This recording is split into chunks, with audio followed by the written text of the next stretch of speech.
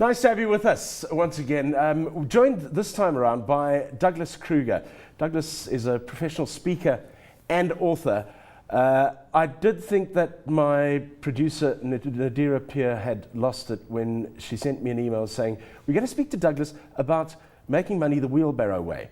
And I thought, okay, the girl's lost it here. She's been overworked by CNBC Africa. But that is, in fact, what we're going to be talking about. Hello, Douglas. Nice to have you with us. Spot on. Pleasure to be with you, Jeremy. Okay, what is this wheelbarrow way that Nadira is going on about? What is the wheelbarrow way? Right. The wheelbarrow way is inherited thinking that is invisible to us. Now, the way that it works is this. Slowly. Inherited thinking that is invisible to us. Absolutely. Okay. It's the way that we think about work and about wealth. It's handed down from generation to generation. And the fascinating thing is, it is invisible to us. We use it, we indulge in it, we spread it, but we're not aware of why we're doing it.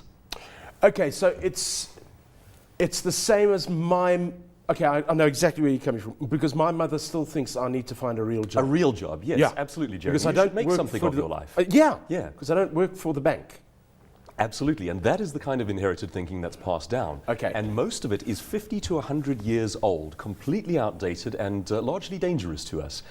In fact, you've picked on an excellent example there, which is the find a job idea. I was listening to a friend of mine yesterday using the phrase, I'm between jobs. And even that phrase just tells us how embarrassed we are not to have a job.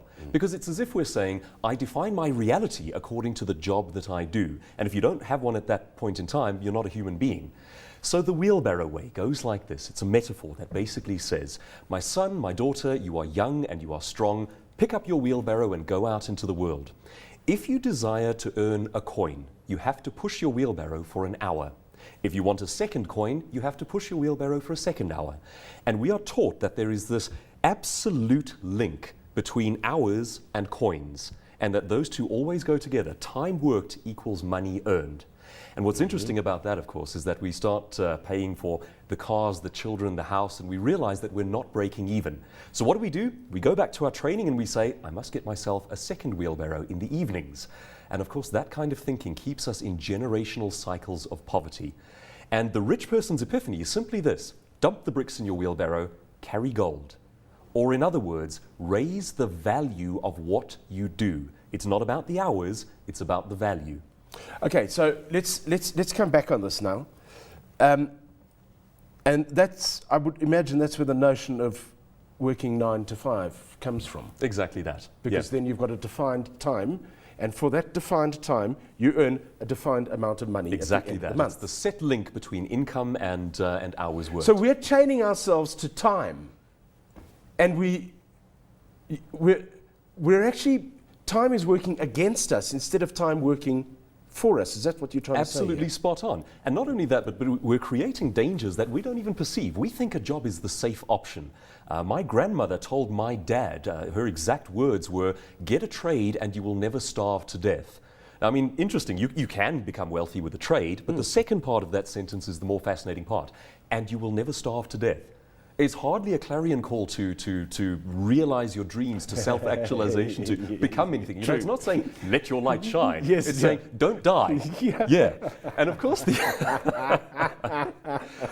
irony there is that a job is not at all safe. What you're doing is you're taking your entire life, your family, your home, your future, and putting all your eggs in one basket and trusting your whole life to someone else whose goals are not yours. That's terribly dangerous. Of course, these days, all of us are on 30 days' notice. At the best of times with a job, you have 30 days of security. To my mind, that's not safe at all. Yeah, and you're also, as you say, aligning yourself to somebody else's values, which you may not know anything about. If you're working in a big corporation, their value system and structure may be very different to yours. Yes. And their goals are different to yours as well. Most large organizations really like to punt the idea that they are people-centric and that they take care of their people. But when it comes to the crunch, people are the first thing to go. And we delude ourselves when we buy into the idea that our goals are the same as their goals. I believe we need more people looking at entrepreneurial options. I think it's very risky to put all your eggs in one basket rather than having multiple approaches and raising the value of what you do. We are teaching people dangerous scenarios that are largely outdated. Okay, but hang on. That's all very well sitting here and saying that. But having worked for 25 years in radio and having worked for 4 different broadcast companies in that time, even after 25 years, I found it very difficult to suddenly say, you know what, that's it, over. I'm going on my own, I'm doing my own thing. Yes. It's not an easy step. No, it's to take. terrifying. It is absolutely flat out terrifying. Yeah. It really is. And there are different ways in which you can look at my premise, which is raise your value. The safest way is to raise your value within your employment. Now, that's not what I advocate, but it is one way to do it. And that might mean getting extra qualifications. It could mean working your way up the promotions ladder. Interestingly, the academic qualifications are not often as useful as leadership roles, public speaking skills, the other soft skills that actually raise your value within an organization. Mm-hmm. Now, the other ways of doing it are not necessarily to say, I'm going to go out and sell gizmos. Most people will fail when they try that the first time, starting up the biltong shop or starting to sell a small item. But it's not the only way to raise your value. One of the interesting success stories about a high net worth posthumous earner, ahead of Ringo Starr of the Beatles, is a guy named Charles Schulz. And what he did was he drew the Peanuts comic strip, 3 panels every single day for 50 years. And I mean, think about how that adds up over time. You're drawing 3 panels and you're submitting it to 10,000 newspapers around the world. There is a strong break between hours worked and value. The man has probably spent an hour working in the morning. And it went out to all of these thousands of newspapers around the world. At the end of every year, they put the cartoons together and sell them as books. And if you've walked into a store recently, you may have seen 1 or 2 merchandise items with the Peanuts branding. Yeah. That is a multi-billion-dollar empire, a multi-million-dollar empire. And it's really based around an hour of work in the morning and the use of personal skill. It's who and what the person is rather than who I'm employed by. Okay, I don't want to get all esoteric here. But how Good, I don't either. Let's not. But how do you determine, because we're not good at working out what our strengths are and what our weaknesses are. If anything, we tend to underplay our strengths and not to recognize them. How do you sit back and assess yourself and see what you need to do to add more value to you? You're quite right. I mean, I got into the world of professional speaking accidentally.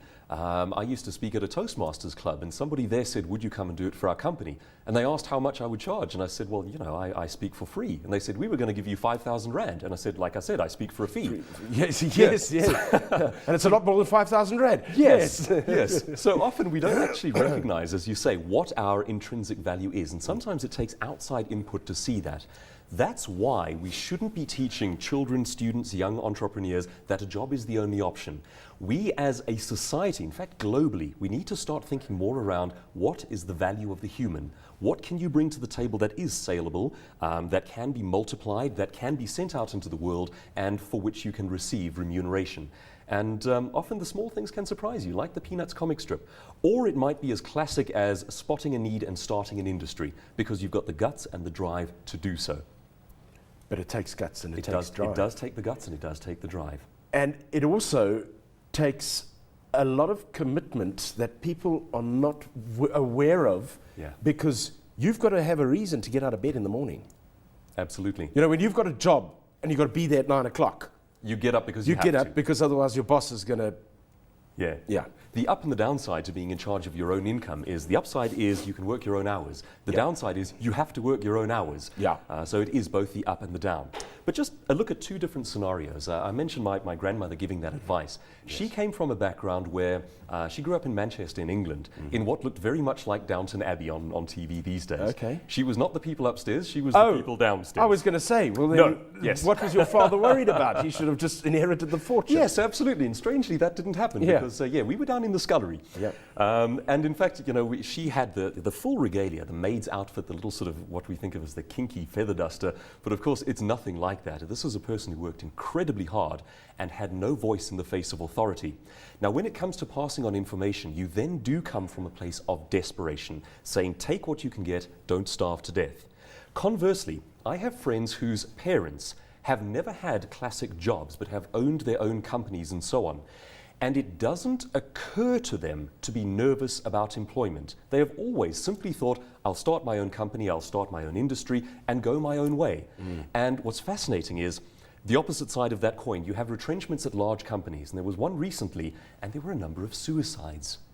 And you think to yourself, what desperation drives a person to take their own life in the face of losing a job? Now here you have one set of people who see that as the only hope in life, and another set of people who don't understand it. They don't see the desperation, they don't see why a person would be that tied to employment. And it's all down to the inherited thinking that is invisible to us. Okay, how do we then change that cycle of thinking? How do you see what is invisible? How do you look at the matrix? Oh my goodness gracious, okay. We said we wouldn't go Whoa, esoteric. here we go. Right. Well, actually, it really does just start with awareness. A very simple example Malcolm Gladwell gives in the book Outliers. He talks about how our schooling system is actually geared to reflect Industrial Revolution factories. And that's a very specific example of how we don't see thinking that's handed down to us. You take your kid to school in the morning, you drop them off. They stand in lines, and the the teacher, yes, either rings the bell or blows the whistle, and you go off to your workstation. You sit at your workstation for a number of hours, blow the bell, blow the whistle, off they go to lunch, and you open your little lunch tin and eat your lunch. Then you go back to your workstation. It's preparing people for Industrial Revolution factories. Now, it's not to actually criticize the schooling system, and I don't have a better alternative. The point there really is that we don't see why it's the way it is. It was created to suit that reality over 100 years ago, and it's been handed down to us. So our starting point really is to question everything about how we go about working. Start with the phrase, you must get a job. Why? Why must you get a job? Because you need income. Okay, so you're saying I need income. Why do I need a job to get the income? And it really is questioning all the premises. And most of them are handed down to us with love, with the best affection, with the best intentions from parents whose scenarios were different. They did grow up in an era where you joined a company and they took care of you for life, then you retired. The reality has changed. That has not been the scenario for probably 3 decades now.